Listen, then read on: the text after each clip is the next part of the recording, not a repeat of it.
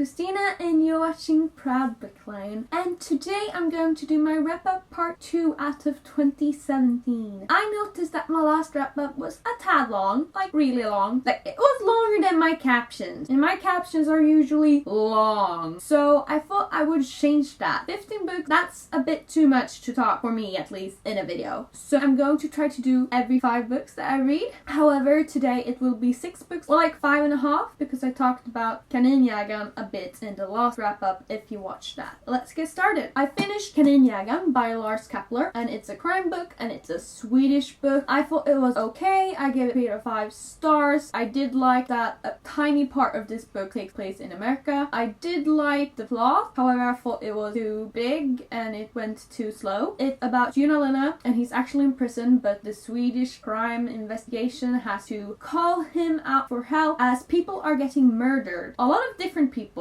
from high politicians to like usual teachers, and the only thing in common is that they hear this weird song about rabbit before getting killed. Oh, and Kaninjagan translates to rabbit hunter. After that I read Geekerella by Ashley Poston, and this is a fandom retelling of Cinderella and it's really adorable. It was the Booksplosion book of April if I'm not mistaken, and it was really amazing. I loved it. I love the fact that we get to see text messages being sent, and I have majority, if not all of my friends on my phone, online, worldwide, so that's really nice to see. It's about Elle, and she is living with her stepmom and stepsisters, and she is heading to a prom where the goal is for her to cosplay and win the competition, where she gets to meet the main actor, which she hates because she actually has a blog where she posts about the new adaptation of her favorite TV series ever. And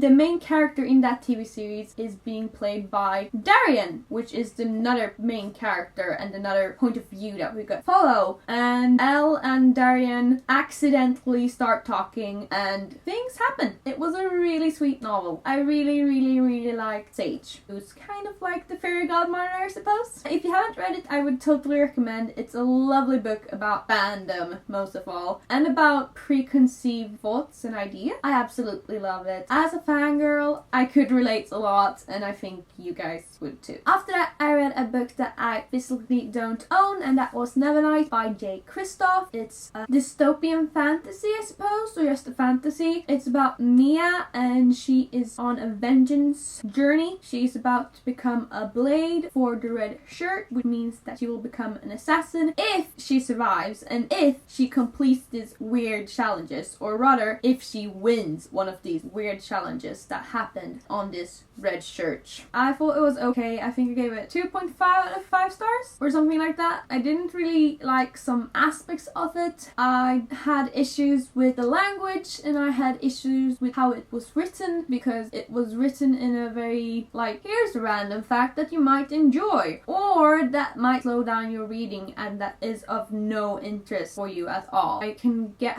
why people like it, and I can also understand why people do not like it. For me, it was like in between, and yeah, it was pretty cool, I guess. I don't know. I'm sorry. Let's talk about another book that I read. So after that, I read another book that I don't physically own because my school actually owns that book, and that was A Tale of Two Cities by Charles Dickens, which is very long and complex, and I'm not even going to try to tell the plot. I'm sure a lot of you have at least some knowledge of it, or maybe you've read it, or maybe you've seen one of the old movies of it, I don't know, but he did have some good points. He had a sentence where Mrs. Pross said, "I'm not crying, you are." It also used the adjective gayest, which I liked. However, I did not really like the story. I thought it was boring. I thought it went on for too long, and I'm not accustomed to that language and that vocabulary, so I struggled a bit. However, now looking back upon it and after having my presentation in school about it, I do see the deeper messages and meanings that I feel Charles wanted to portray. However, it wasn't like my favorite book ever, and I would not reread it. Not at all. But I gave it 3 out of 5 stars. It was pretty okay. Next up, I read one of my favorite books this year. Like, wow. If you have not yet read The Hate U Give,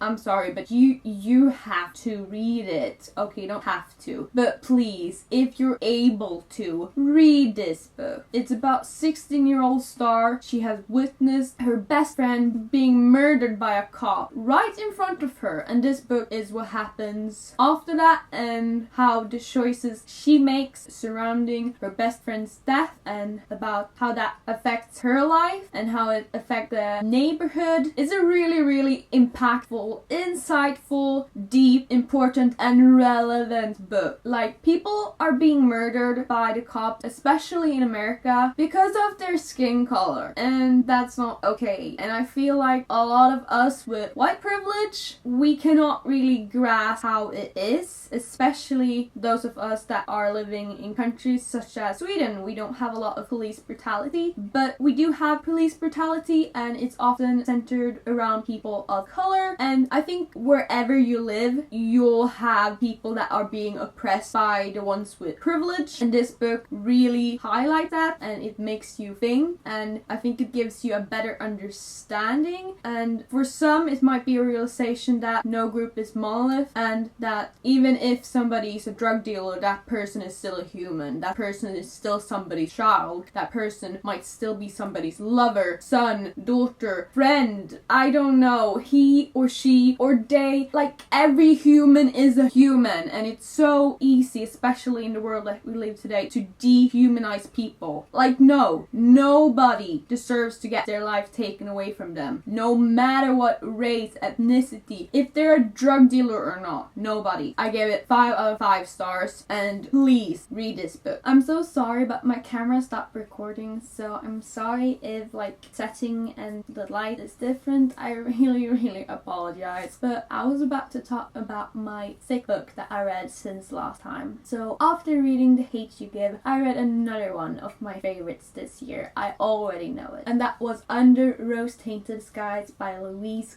Gornall. This book is about Nora, and she suffers from agoraphobia, OCD, and anxiety, and she is trying to live her life within her house that she has done for the last 4 years. And she has left it kind of to go to therapy like once or twice, but that's pretty much it. And her mental illnesses are a part of her, and no matter where we see Nora in the story, they affect her in some way, and I really like that. Like, Louise Gornall isn't an author that exploits mental illnesses, like, oh, well, let's throw them in here. Oh no, now we can't show them because now we're having a romantic scene.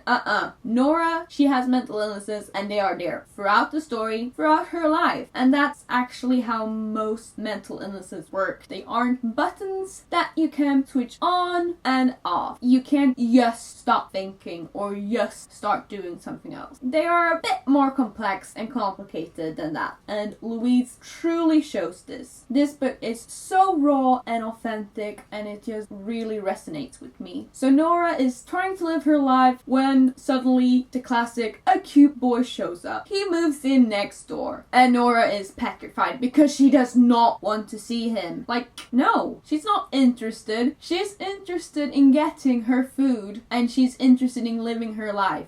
That's what she's interested in. Luke, however, he gets interested in Nora, and luckily Luke isn't trying to fix Nora. Luke isn't a cure. He does not try to fix or solve Nora's issues. He tries to understand. He tries to support. He tries to help to the best of his ability, but he does not try to cure. He does not try to fix, and I absolutely love him for that. This book was totally effing amazing, and it just handles the things very well. However, I want to put a trigger warning on self-harm, because a few scenes involve self-harm, and it might be triggering for some of you. So if you're not in a stable mindset, and if you're feeling like this might trigger you, then do not read it. However, if you're able to read it, I would highly recommend it, even if you have no interest whatsoever in mental illnesses, because this book is about mental illnesses, but it's about a life, and it's about